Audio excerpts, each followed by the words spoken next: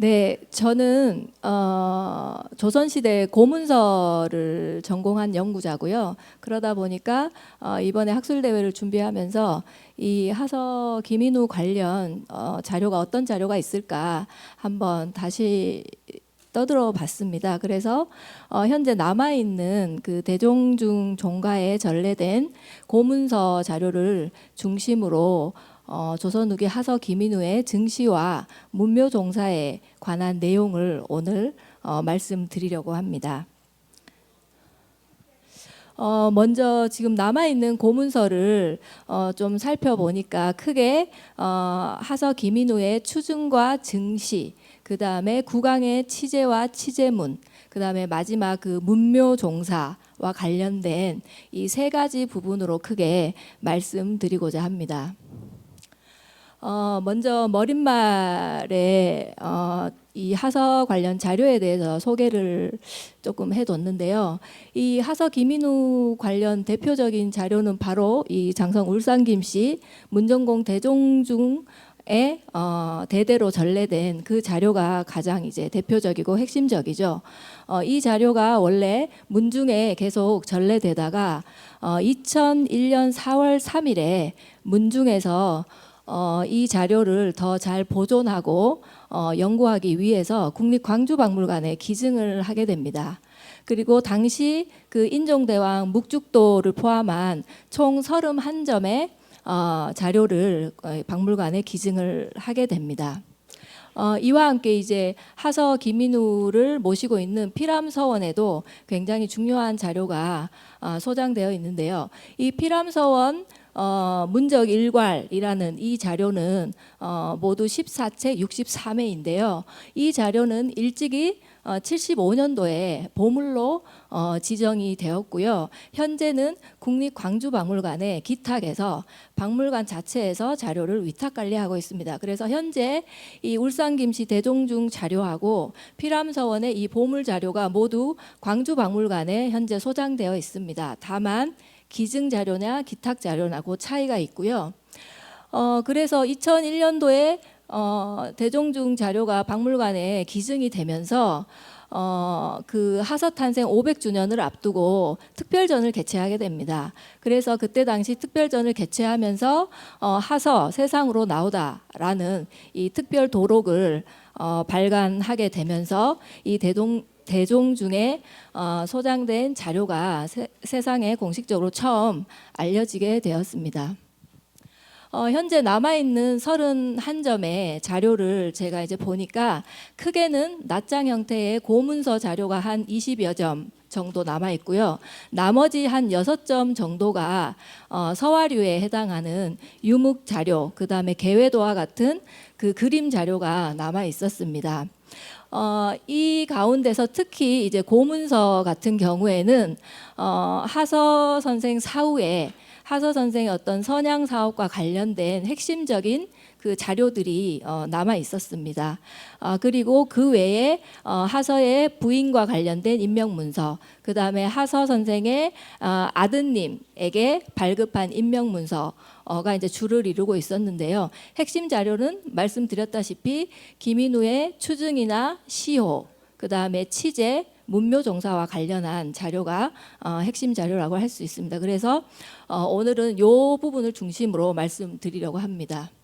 그런데 이 자료를 살펴보기 전에 그러면 기존의 하서 김인후 선생의 하서 선생께서 이제 돌아가신 이후에 선생에 대한 그 선양 활동들이 각 시기별로 대략 어떻게 이루어졌는지 이제 기존 연구에 좀 간략하게 정리가 되어 있어서 그 부분을 간략하게 정리해서 남아있는 고문서하고 조금 연결을 해서 봤어요. 그랬더니 하서 선생 사후에 크게 4가지 측면에서 선양 활동이 이루어지고 있었습니다. 첫 번째는 아시다시피 이제 문집 간행이 꾸준히 이루어졌었고요. 그 다음에 두 번째는 하서 선생을 기리기 위한 곡성이나 순창 여러 등지에 장성을 포함한 서원 사호들이 이제 건립이 되기 시작했고요. 그 다음에 하서 선생 개인에 대해서는 추증과 증시, 문묘종사라는 선양 활동들이 이제 일어나고 있었습니다. 그래서 개 중에 가장 이제 오늘 살펴볼 추증과 증시, 문묘종사와 관련된 고문서를 이러한 하서 선생의 선양 활동의 흐름 속에서 같이 살펴보고자 합니다. 먼저 김인우의 추증과 이제 시효와 관련된 내용인데요. 조선시대 이 현인에 대한 추증과 증시 이것은 하나의 제도로 국가에서 법전에 규정을 해서 시행을 하고 있는데요. 대개 이 추증과 시효를 할 수 있는 자격은 종친 및 문무한 실직 정의품 이상인 자를 대상으로 한다고 법전에 규정이 되어 있고요. 이것이 이제 경국대전 이후에 점차 이런 자격들이 확대되고 구체화되어 가는 그런 모습을 볼 수 있는데요. 이런 추증과 시효가 당대에 갖는 의미는 이런 여러 훈공이나 충절, 어떤 역사적인 평가를 국가 차원에서 내린다는 그런 의미가 있고, 그것이 곧 당시 유교 국가의 이념과 가치에 부합되는 모범적인 인물을 밝히는 그런 의미가 있습니다. 그래서 먼저 하서 선생의 추증과 시효는 크게 이제 현종대와 정조대로 나눠서 볼 수 있는데요. 현종대 추증과 증시가 이루어지기 전에 하서 선생이 돌아가신 이후에 여러 아까 말씀드렸던 그런 문집 간행이라든지 서원 건립 여러 가지 현양 사업들이 이루어지고 있었습니다. 그 중에는 그 하서 선생의 아드님인 김종호에 대한 그 후손에 대한 예우 및 그 등용이라는 이런 예우들도 이루어지고 있었고요. 1590년에는 아시다시피 장성의 피람서원이 이제 건립이 되고요. 이 피람서원에 대한 사액 청원과 결정이 이루어지면서 1662년 현종대에 와서 이제 선액이 되게 되는 거죠. 이때 피람이라는 두 글자를 이제 내려주게 된 것이고요. 요거는 방금 이제 말씀드린 하서 아드님에게 그 예우 차원에서 음직에 나아갈 수 있게 그 취재 입격첩을 내려준 것이고요. 요 입격을 계기로 해서 이 아드님이 그 참봉직에 나아갈 수가 있었던 그런 임명 관련 문서입니다. 그래서 이제 현재 남아 있는 문서를 보시게 되면 현종대 추증과 관련한 자료가 이제 3점 정도 남아 있는데요. 이 가운데 이제 2점이 김인우와 관련된 것이고 하나는 김인우의 부인과 관련된 임명 문서입니다. 현종대에 이 추증이 이루어지게 된 계기는 당시 이조 정랑이었던 이단하의 상소가 계기가 되었습니다. 이 상소 내용 속에 김인우를 포장해야 된다, 추증해줘야 된다라는 이런 청원의 내용이 있었습니다. 그래서 이런 청원의 내용이 받아들여져서 곧바로 김인우에 대한 추증이 이루어집니다. 이때 이제 여러 대신들이 이 추증에 대해서 논의를 할 때 추증도 추증이지만 이분은 대단히 대학자이고 뛰어난 인물이기 때문에 한 등급 추증하는 게 아니고 그 이상 몇 단계를 초품을 해서 추증을 해야 된다라는 의견이 나오게 됩니다. 그리고 더 나아가서 시효까지 내려줘야 마땅하다, 이런 대신들의 의견들이 이제 수렴이 돼서 먼저 1차적으로 기존의 하서 선생님은 그 종사품의 관직을 띠고 계셨어요. 그런데 이때 그 이상 정이품에 해당하는 자언대부 2조 참판으로 추증을 하게 됩니다. 그리고 이어서 곧바로 그 다음에 8월에 문정공이라는 시효를 내리게 됩니다. 지금 보시는 요 왼쪽에 사진이 바로 이제 김인우 선생에게 내린 추증 교지입니다.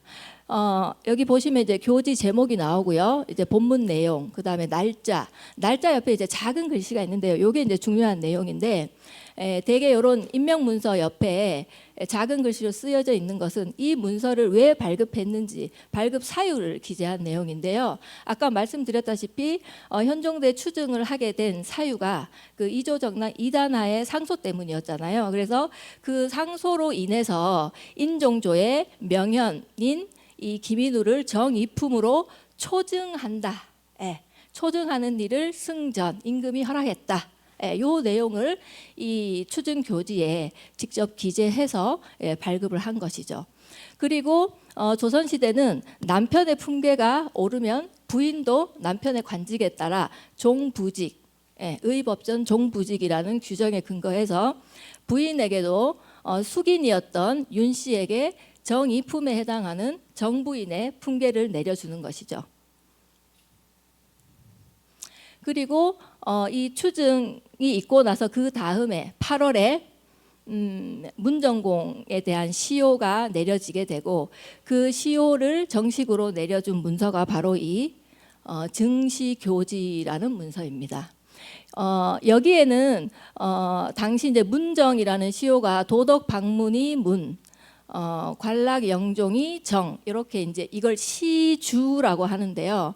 대개 이런 문서에 요 시주의 내용이 있는 경우도 있고 없는 경우도 있는데요. 이 현종대 김인호 선생에게 발급한 이 증시교지에는 시주가 이제 생략이 되어 있습니다. 그러나 뭐 이 시주 내용은 관찬사료나 문집 이런 여러 자료에서 저희가 확인할 수 있고요. 그래서 최종적으로 현종대 이 아까 보셨던 추증 교지와 이 시효 교지가 발급이 됩니다. 그 다음에 이제 정조대에 와서 또 한 번 추증과 이제 시효가 시효 하사가 이루어지는데요. 대개 시효는 한 번 정해지면 잘 바꾸거나 하지 않잖아요. 물론 이제 조선 후기 때 시효 시비 같은 것들이 있긴 했지만 그런데 이 당시 정조 때 왜 다시 추증과 시효가 이루어졌을까? 그 현종대 이후 그 추증과 시효 이후에도 계속해서 하서 선생에 대한 현양 활동들은 계속 이어집니다. 그러면서 정조 20년에 이르러서 9월 17일자로 하서 선생을 문묘에 종사하는 의견에 대해서 정조가 수용을 하게 되고 하서 김인우 선생의 문묘 종사가 확정이 되게 됩니다. 그에 따라서 이 문묘 종사 확정에 따라서 굉장히 신속하게 하서 선생에 대한 추가 추증과 시효 개정에 대한 논의가 일어나게 됩니다. 그래서 그 결과 현재 이 대종 중에 남아있는 이 추증 교지와 증시 교지가 남아있는 것입니다.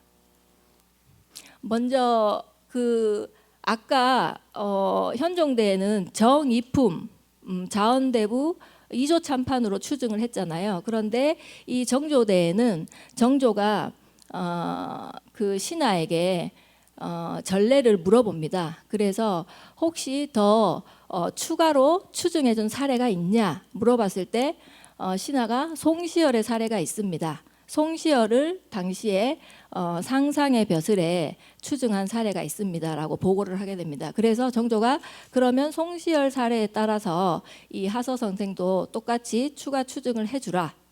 그래서 전에 그 자언대부 2조 참판의 2조 판서에 해당한 정이품에서 정일품에 해당하는 의정부 영의정에 추증을 하게 됩니다. 요 문서가 그 문서고요.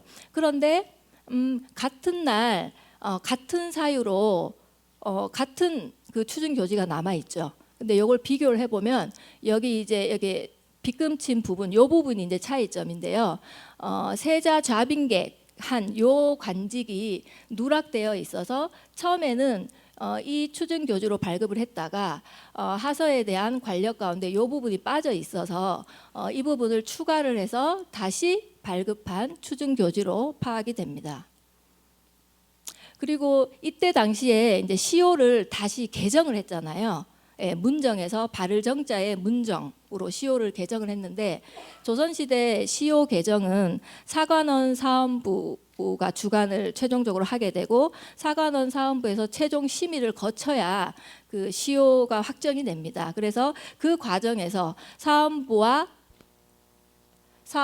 사관원에서 하서 선생의 시효가 확정되었음을 심의가 끝났음을 알리는 그 문서입니다. 이것을 시효서경완이라고 합니다. 그래서 이 시효 개정에 대한 최종 심의가 완료되었기 때문에 최종적으로 발을 정자의 문정공 개정한 시효에 대해서 증시 교지를 발급을 한 거죠. 근데 여기에서도 특이한 점은 내용이 똑같죠. 똑같은 날짜, 똑같은 그 시효를 내린다라는 내용이 2장이 남아 있습니다. 왜 이게 2건이 남아 있을까? 이것을 이제 기존 연구랑 좀 연계를 해서 살펴보면 그 인사부서에서 정식으로 내린 그 시효 교지, 문전공의 시효 교지는 이 오른쪽 걸로 추정이 됩니다.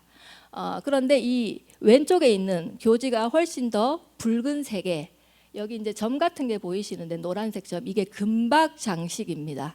예, 금박으로 문서에다가 장식을 한 거예요. 굉장히 이제 화려하게 장식을 한 거죠. 그래서 기존 연구에 따르면 당시에 국가에서 이렇게 시효 교지를 내려주기도 하지만 집안에서 또 별도로 이렇게 돈을 들여서, 비용을 들여서 별도로 또 제작을 하게 돼요. 그러면 이 집안에서 직접 제작한 이 종이를 직접 그 인사부서에 가지고 가서 최종 그 임금의 명의를 뜻하는 시명지보라는 보인을 찍어서 정식의 임명문서로 인정해주고 발급을 해주는 거죠. 그래서 현재 이 똑같은 내용의 2가지 이 시효 교지는, 하나는 인사부서에서 정식으로 발급한 거, 나머지 하나는 이 김인우 본가에서 추가적으로 다시 승인을 받아서 발급한 그런 사례라는 것을 확인할 수 있습니다. 그리고 이때에도 마찬가지로 그 윤씨 부인에 대한 품계를 정일품, 정경 부인으로 이제 추증을 해준 그런 사례가 함께 남아 있습니다. 그래서 이제 앞서 살펴본 이제 현종대 그 증시와 정조대의 그 시효, 추증 이런 것들을 구분해서 최종적으로 이제 살펴볼 수 있고요. 그 다음에 이제 요거는 참고인데요.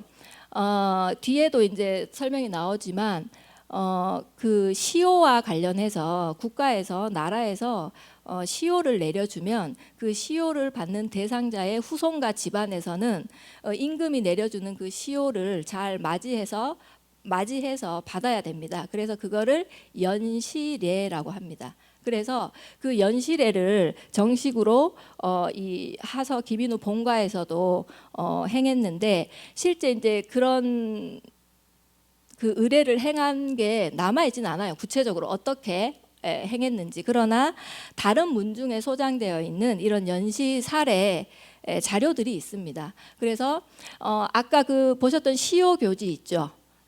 시효 교지 같은 경우에는 임금이 직접 그 예관을 파견해서 그 시효 교지를 모시고 직접 그 대상자 집안에 전달하도록 합니다. 그러면 그 시효 교지가 오면 이렇게 그 의식을 갖춰서, 예식을 갖춰서 그 증시 시효를 맞이하는 예식이 끝나면 또 오신 손님들하고 같이 연회를 베푸는 그런 자료들이 남아 있고요. 그 다음에 이 자료 같은 경우에는 지금 영조대 아버지와 아들이 동시에 이제 시효를 받게 되면서 이 연시례를 행한 이 자료가 이제 또 그림으로 남아 있는 이런 사례들이 있어서, 하서 선생 같은 경우에도 당시 연시례를 했었고, 했다라면 뭐 이런 절차를 밟아서 했지 않을까, 저희가 이제 간접적으로 추정해 볼 수 있는 거죠. 그 다음에 이제 3번째, 국왕의 치제와 치제문에 대해서 볼 텐데요. 제문은 잘 아시다시피 죽은 사람을 애도하면서 작성한 글인데요. 그런데 특별하게 임금이 직접 작성한 제문을 치제문, 또는 임금이 제문을 하사해 준다, 사제문, 또는 임금이 직접 그 제문을 지었다, 그러면 어제제문, 이런 여러 가지 용어들로 쓰이는데요. 이런 치제 의식은 조선시대 이제 세종대부터 이미 규정이 마련되어 있었고요. 이 규정 또한 마찬가지로 이후 법전에 명문화되었고, 그 법전에 보면 실제 어떤 사람들에게 이게 치제할 수 있는지, 이게 자격이나 이런 여러 가지 구체적인 내용들이 규정이 되어 있습니다. 근데 이 치제문 같은 경우에는 특히 국왕이 내려주는 치제는 그 치제를 받는 대상자와 국왕하고의 관계성, 또는 국왕이 어떤 정치적 동기와 배경에 의해서 그 대상자에게 치제를 하는지 이런 부분이 이제 굉장히 중요하게 작용을 하게 됩니다. 현재 지금 대종 중에 남아 있는 치제문이 이제 여러 건 있는데요. 개중에 보면 정조대에 그 치제해준 사례, 그 다음에 순조대, 철종대 이렇게 크게 세 가지 치제문 사례가 남아 있고요. 근데 이 치제를 왜 무슨 이유에서 해줬냐라고 봤을 때 지금 남아 있는 사례들은 대개 임금이 능행을 갔을 때, 능행을 가서 그것과 관련돼서 어떤 특별한 의미에서 내려준 그런 사례들이 대부분이었고, 요 1796년 정조 20년 때 내려준 것은 문묘종사와 관련해서 내려준 치제. 그래서 능행치제와 문묘종사 치제 이렇게 두 가지 유형으로 치제문을 구분해 볼 수 있는 것이죠. 먼저 이제 능행치제 같은 경우에는 정조 때 이 치제가 좀 중요한데요. 죄송합니다. 물 한 번만 마시겠습니다.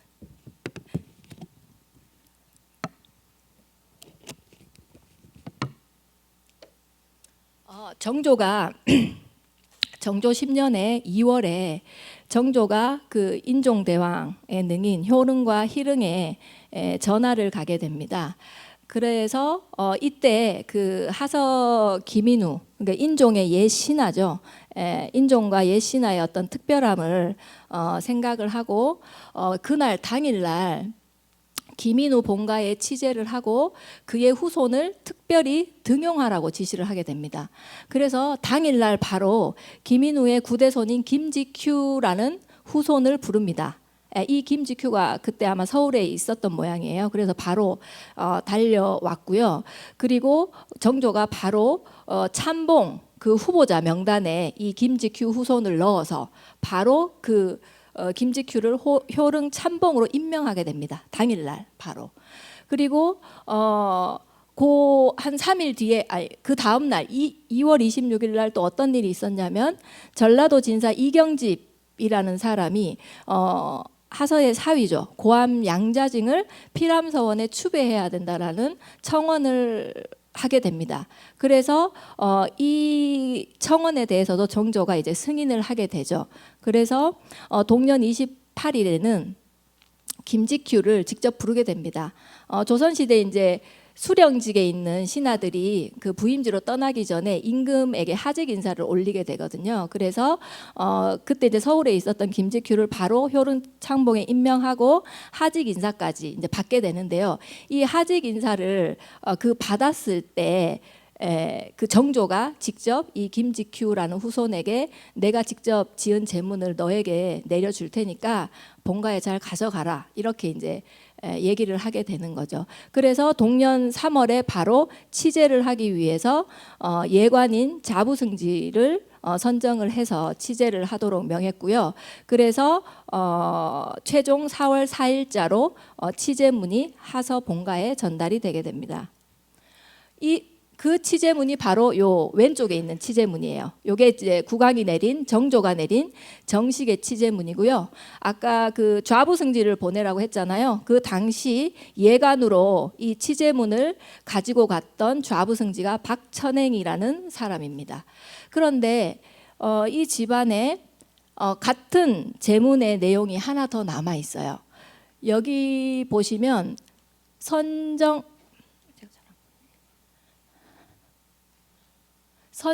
기민우 치제 제문이라는 제목으로 제문이 하나가 더 남아 있는데요. 이 제문의 효릉 유신이라는 요 내용이 여기에도 똑같이 있어요. 그래서 내용은 동일해요. 그러면 이 제문의 정체성은 뭘까? 이게 좀 궁금해서 찾아봤습니다. 찾아보니까 예전에 이제 도록에는 이 문서가 소개가 안 되어 있는데 제가 이번에 조사하면서 이 발문 하나를 찾았는데요. 이 발문은 기유 중춘 신김지큐 배수 개수 금발이라고 해서 김지큐 아까 말씀드렸던 하서 선생의 구대손이죠. 이 구대손 김지큐라는 사람이 이 기유년 봄에 이 발문을 지었다라는 걸 알 수 있는데 이 발문이 무슨 내용이냐? 아까 말씀드렸듯이 효른 창봉에 제수되고 하직 인사를 할 때 정조와 나눴던 대화 내용을 여기에 기록해 둔 것입니다. 그래서 당시에 정조가 어떤 의미, 어떤 배경, 어떤 상황 속에서 이 후손에게 하서 선생을 기리면서 치제문을 직접 지어서 내려줬는지 그 내용이 굉장히 이제 구체적으로 이렇게 기재되어 있습니다. 그런데 또 하나 제가 이번에 자료 조사를 해보니까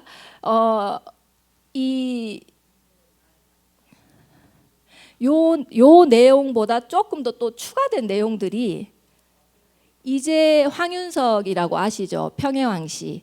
이제 황윤석이라는 사람이 남긴 이제낭고라는 일기 자료가 있습니다. 그 일기에 여기 보시면 화살표가 세 군데 있죠. 이 첫 번째 화살표 부분이 아까 하직 인사를 올릴 때 정조와 나눴던 대화 내용이 여기에도 수록이 되어 있고요. 그런데 여기에는 추가적인 내용이 하나 더 있습니다. 정조가 직접 지어서 내려준 제문을 조금 고쳐야 될 부분이 있어서 승정원에서 다시 그 구대손 김직휴를 불러요. 그래서 한 3구 정도 그 정조가 지어진 제문을 다시 고쳐서 받아갔다는 그런 내용이 이제 추가적으로 여기 이제낭고에 적혀져 있고요. 그 다음에 여기 조금 굵은 글씨로 초본 개본이라는 말이 있어요. 이것은 당시 그 정조가 지어준 제문의 초본 내용, 그 다음에 일부 고친 내용이 개본이라는 요 제목으로 이렇게 적혀져 있는 거예요. 그래서 여기까지가 아까 여기 효릉유신 해가지고 앞서 보셨던 그 치제문의 그 제문 내용이 기재되어 있습니다. 그래서 저희가 대종중에 있는 자료뿐만 아니라 이렇게 다른 문중이나 기관에 소장되어 있는 자료들도 지금 같이 이런 당시 정황들을 역사적 사실들을 비교하고 밝힐 수 있어서 굉장히 중요한 자료인 것을 알 수가 있습니다. 그리고 이 정조가 지어준 이 효릉유신이라고 하는 그 제문의 내용은 그 임금들의 글을 모아놓은 열성어제에도 이 하서 김인우 선생에게 지어준 제문이 수록이 되어 있고요. 그 다음에 홍제전서, 정조의 호조, 이 홍제전서, 정조의 글을 수록해서 편찬한 이 홍제전서에도 이 하서 김인우 선생에게 당시 정조가 1786년에 지어준 그 제문의 내용이 또 수록이 되어 있어서 참고로 확인할 수 있습니다. 그 다음에 이제 능행 치제와 관련된 것은 순조하고 이제 철종 때 남아 있는 두 치제문 사례가 있는데요. 이 치제문의 그 발급 배경은 문집에도 나와 있습니다. 그 순조와 철종 모두 정조 아까 1786년 그때가 병오년인데 그 병오년에 정조의 뜻을 그대로 이어받아서 내가 이번에 능행했을 때 또 하서 김인우를 생각해서 이렇게 이제 치제를 한다라는 그런 내용을 확인할 수가 있습니다. 그런데 요 순조 연간에 발급된 치제문 같은 경우는 여기 보시면 유하고 이제 날짜가 쭉 나오고요. 여기 왕세자라고 되어 있습니다. 그러니까 요것은 당시에 순조가 내린 치제문이 아니고 당시 왕세자였던 효명세자가 효명세자의 명의로 내린 치제문이고요. 요걸 확인해 보면 요 당시에 효명세자가 순조를 대신해서 대리청정을 하고 있던 시기입니다. 그래서 아마 이 왕세자 명의로 치제문이 내렸지 않을까 생각을 하고 있습니다. 그리고 당시 이 치제문을 전달한 예관이 예조자랑 이원배였다라는 것을 알 수가 있고요. 그 다음에 철종 때도 마찬가지로 정조 때처럼 희릉, 효릉을 행행을 하게 됩니다. 그러면서 정조의 뜻을 이어받아서 또다시 김인우 본가에 이제 치제를 하게 된 것이고요. 요때는 그 철종이 그 해당 고을의 전라도 지역에 질고 수령으로 하여금 이 치제를 전달하게 하라고 이제 또 지시를 하게 됩니다. 그래서 당시 능주 목사였던 이병래라는 수령이 이 치제문을 김인우 본가에 이제 전달하게 된 것을 알 수가 있습니다. 그 다음에 이제 문묘종사와 관련된 이제 치제문. 문묘종사는 1796년 9월 17일자로 문묘종사가 확정이 됐고 그런 문묘종사 의례를 언제 행할 거냐? 그게 최종 11월 8일로 정해졌습니다. 그런데 저희가 문묘종사 의례를 행하기 전에 그 전에 기민후 본가에 먼저 이 문묘종사를 알리기 위해서 먼저 치제를 하게 됩니다. 그래서 이때의 치제는 11월 6일자로 치제문이 작성이 돼서 이 문묘종사 의례를 거행하기 전에 기민후 본가에 먼저 치제문과 교서 등등을 내려서 기민후 본가에서 치제 의식을 행할 수 있도록 문서를 전달한 거였죠. 그리고 이때 정조가 장성에 이 치제문을 전달하라고 보낸 좌부승지 이명긍을 다시 부릅니다. 그래서 너 장성까지 갔다 오는데 얼마나 걸렸니? 얼마 보름 이상 걸렸습니다. 그 당시에 뭐 참여한 유생들 많이 왔더냐? 아니요, 한 200명 남짓밖에 안 왔습니다. 이렇게 이제 보고를 하고 정조가 계속해서 이제 확인하는 그런 내용들을 승정원 일기에서 확인할 수 있습니다. 그리고 이제 마지막 이제 문묘종사 관련인데요. 이 정조대 문묘종사가 이제 추진이 됐고 이 문묘종사 추진을 보여주는 가장 대표적인 문서가 바로 교서이고요. 그 문묘종사를 할 때 발급하는 교서라고 해서 문묘종사 교서라고 저희가 문서학에서 칭합니다. 그리고 이 문묘종사 자체를 전국의 온 국민들이 다 알 수 있게 대외 반포를 하게 되죠. 그랬을 때는 중해 반교서라고 이렇게 좀 구분을 해서 살펴볼 예정입니다. 그래서 문묘종사 이 추진과 관련해서는 먼저 문묘종사를 바로 할 수는 없잖아요. 뭐 여론도 형성이 돼야 되고 국가에서도 추진을 해야 되는 그런 상황, 의지, 뭐 여러 가지 그런 것들이 다 부합이 돼야 되는데요. 당시에 보면 이 기민후를 문묘에 종사해야 된다라는 여론이 확인되는 기사가 1771년부터 확인이 됩니다. 그리고 그 이후에 정조 연간에 쭉 여러 10여 차례의 이런 문묘종사 청원 상소가 있었고요. 여기에 대해서는 기존에 연구하신 선생님께서 일부 이제 정리를 잘 해놓으셨습니다. 그래서 최종 9월 17일자로 정조가 기민후의 문묘종사를 최종 승인하게 되죠. 당시 그런데 문묘종사 청원을 보면 중간에 좀 혼선이 있기도 했지만 정조가 다시 이런 상황들을 잘 정리를 해서 결국에는 하서 선생을 제일 먼저 문묘에 종사하는 그런 여론을 이제 형성하게 됐어요. 그 내용이 뭐냐면 처음에는 이제 그 기민후를 문묘종사하려고 청원을 했었죠. 그리고 앞서 살펴봤던 정조 10년에 능행 치제하고 그 고함이 피람서원에 추배되는 이런 분위기들이 있었습니다. 그래서 이런 배경 속에서 그 여러 전국의 유생들이 이제 고무가 됐죠. 그래서 다시 기민후를 문묘에 종사하자는 청원들이 이제 이어지게 됩니다. 그런데 갑자기 조헌하고 김집을 문묘에 배양하자는 그 여론이 이제 일었죠. 기민후가 빠진 채로. 그래서 이런 여론이 하나 생기고 그 다음에 또 다른 하나의 여론은 그럼 기민후하고 조헌하고 김집 이 세 사람을 다 같이 문묘에 배양하자. 이렇게 여론이 갈리게 됩니다. 그런데 이것은 맞지 않다. 정조가 이 세 사람 중에 무조건 기민후가 우선이다. 기민후가 뛰어나다. 기민후를 문묘종사해야 된다. 이렇게 이제 정리를 하죠. 그래서 다시 여론이 일원화돼서 최종 기민후를 문묘 배양하게 됩니다.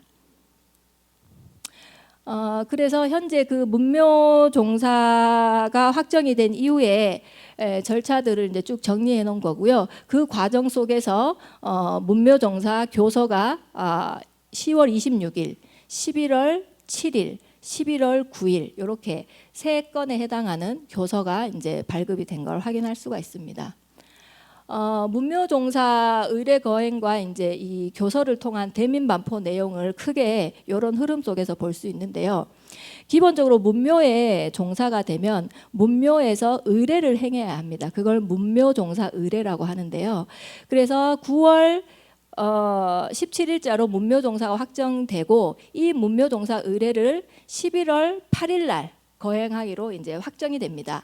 그래서 이 문묘종사 의례를 거행하게 되면 크게 이 의례의 주체나 공간을 네 가지로 구분해서 볼 수 있는데, 하나는 이 문묘라는 공간에서 행하는 의식, 그 다음에 기민후 본가에서 어떤 의식을 행하는지, 그 다음에 기민후를 배양하고 있는 피람서원에서는 어떤 의례를 하는지, 그 다음에 각 구년에 있는 향교에서는 어떤 의례를 행하는지, 크게 네 가지로 구분해서 살펴볼 수 있고요.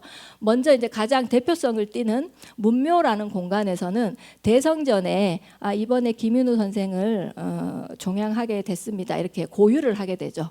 그래서 대성전에서 고유제를 지내고요. 그 다음에 교서를 문묘의 뜰에서 선독을 하게 됩니다. 그런데 이때의 교서는 그대로 가지고 있는 게 아니고 다시 김인우 본가에 나중에 전달하게 됩니다. 그래서 이때의 교서가 현재 대종중에 남아 있는 거죠. 그 다음에 이 김인우의 이제 위패를 문묘에 봉안하게 되는 거죠.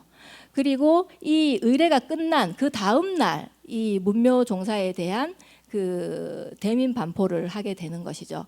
그런데 이제 김인우 본가에서는 11월 8일 전에 이제 사당에 고유하고 치제하고 시호를 맞이하는 이런 여러 가지 의식들을 요 날짜에 맞춰서 행했다는 것을 알 수가 있고요. 그 다음에 피람서원이나 구년의 향교 같은 경우에는 이제 위패를 봉안하는 곳이기 때문에 하서 선생의 추증 관직이나 시효가 바뀌었잖아요. 그래서 그에 따른 이제 위패를 다시 개설을 해서 중앙에서 나눠주는 거죠. 그러면 각 피람서원이나 향교에서 이 바뀐 위패를 제대로 이제 모시게 되는 거죠. 그래서 문묘종사 의례가 문묘에서만 거행되는 것이 아니고 이렇게 김인우 본가라든지 피람서원, 그 다음에 각 구년의 향교에서도 동시에 이렇게 이루어지는 그런 과정들을 확인할 수 있었습니다.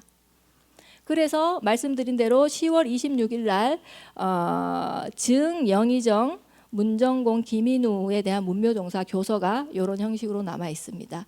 그래서 여기에는 김인우 이 수치자 정보, 그 다음에 왕야괄이라고 해서 어떤 배경에서 이 문묘종사를 추진하게 됐고, 김인우의 업적과 평가가 어떻고, 그래서 문묘의 종사에서 김인우를 기리려고 한다, 뭐 이런 정도의 내용을 교서라는 형식으로 작성을 해서 발급을 한 것이죠. 그 다음에 11월 7일 요 교서가 아까 문묘의 뜰에서 교서를 선독했다라고 했고, 그 교서를 하서 본가에 전달했다라고 했잖아요. 그 교서가 이 교서입니다. 앞서 본 교서와 내용은 이제 대동소이하고요.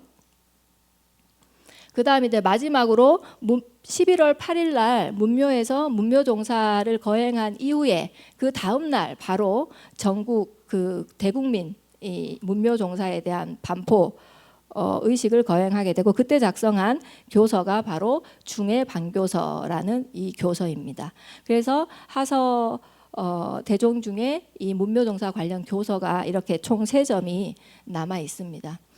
그래서 앞서 이렇게 김인우 선생 사후에 주로 이제 추증, 시호, 문묘종사 이 부분을 다시 한번 전체적으로 정리를 하면, 보시면 처음에 문정, 정의품, 추정, 그 다음에 정일품, 그 다음에 어제제문, 그 다음에 문묘종사, 계속해서 김인우의 어떤 위상을 상향해 가는, 그래서 마지막에 문묘종사까지 결국에는 김인우 선생이 이제 배양이 되게 되는 이런 실제 남아있는 1차 사료, 고문서라는 자료를 통해서 이런 역사적 사실들을 저희가 확인할 수 있는 거죠. 그래서 지금 남아있는 자료가 굉장히 중요하다, 의미가 있다, 앞으로 계속 잘 보존해야 된다라는 것이고요.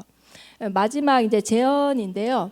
제가 이번에 이 발표와 이제 자료 조사를 하면서 제가 자료 조사를 조금 더 넓게 하고 싶었는데, 우선 이제 대종중 자료만 제안해서 이제 볼 수밖에 없었고요. 먼저 지금 이 하서 김인우 관련 추증, 시호, 문묘종사 이렇게 세트로 남아 있는 사례가 없습니다. 예, 조선시대 문묘 종사된 18연 인물 가운데 유일하게 이 자료가 일괄로 남아있는 사례가 김인우 선생 사례뿐이에요. 예.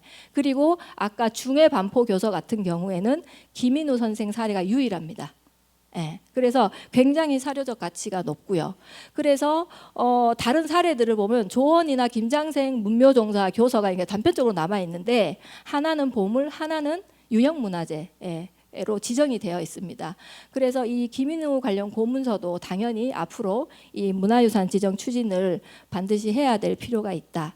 그리고 이 대종중 자료뿐만 아니라 현재 이제 피람서원에는 이제 고문원, 이제 문적 자료 외에도 유물, 현판, 뭐 목판, 그다음에 건축물, 유적 뭐 이런 것들이 연계된 자료들이 많이 있습니다. 그런데 이런 것들에 대한 어떤 체계적인 조사나 자료에 대한 정리, 아카이빙이 필요할 것 같습니다. 왜냐하면 현재는 이제 디지털 AI 시대잖아요. AI 시대가 도래했다 보니 이런 자료들을 데이터로도 잘 축적을 해 놓아야 저희가 나중에 이제 피람서원이라든지 뭐 장성군이라든지 저희 기관이라든지 여러 어떤 활용 프로그램이나 그런 사업들 하고 연계를 해서 확장시켜 나갈 수 있을 것 같습니다.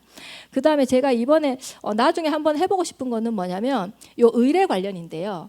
요 지금 증시, 취재, 문묘종사 요 관련한 의뢰를 한번 복원, 재현해보는 이런 프로그램들을 좀 발굴해서 저희가 이제 이 문화 콘텐츠로 좀 활용을 하면 재밌지 않을까. 아까 보여드렸다시피 다른 그 집안이나 기관의 이런 그림이라든지 일기 자료라든지 뭐 이런 것들을 고증할 수 있는 자료들이 많이 남아 있거든요. 그래서 이런 부분들도 한번 생각해 보면 좋겠다. 예. 예, 여기까지 이상 발표를 마치겠습니다. 감사합니다.